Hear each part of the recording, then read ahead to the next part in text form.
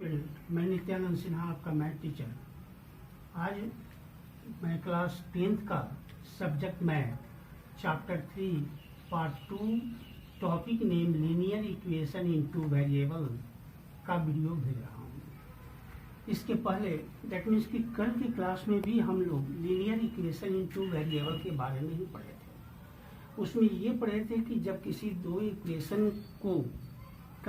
Equation से x और y का वैल्यू हम लोग किस तरह फाइंड आउट करते हैं।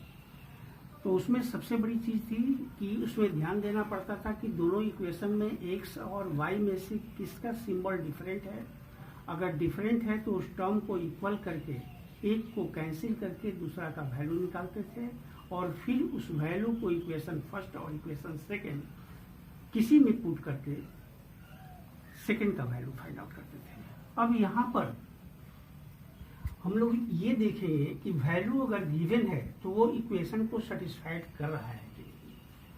तो solution of a given system of two simultaneous equation, a pair of value of x and y satisfying each of the equation in a given system of two simultaneous equation in x and y is called solution of the system।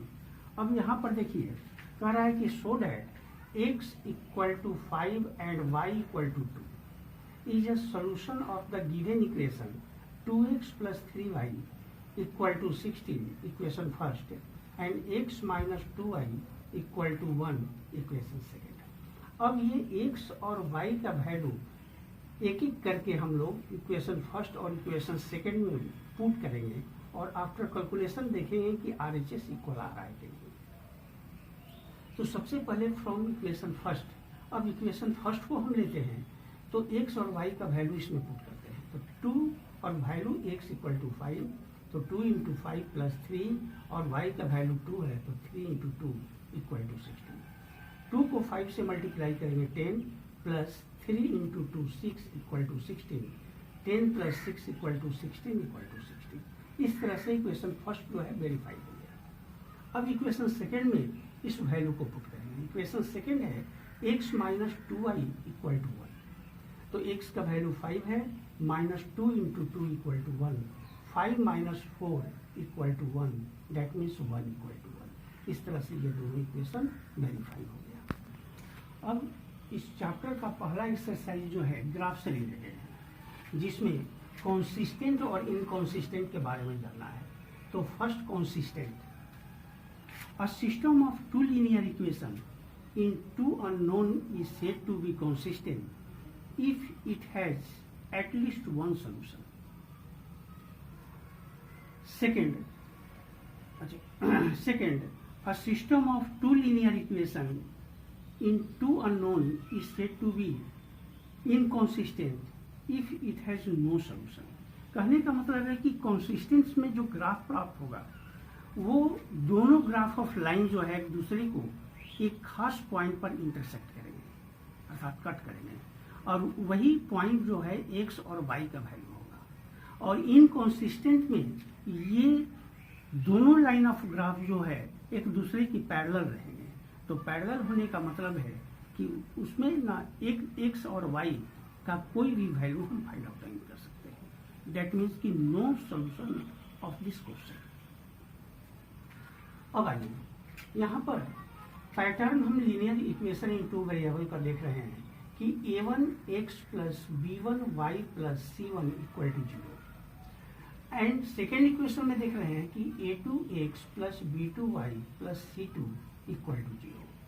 Here a1 is the coefficient of x and b1 is the coefficient of y and c1 is constant in equation first.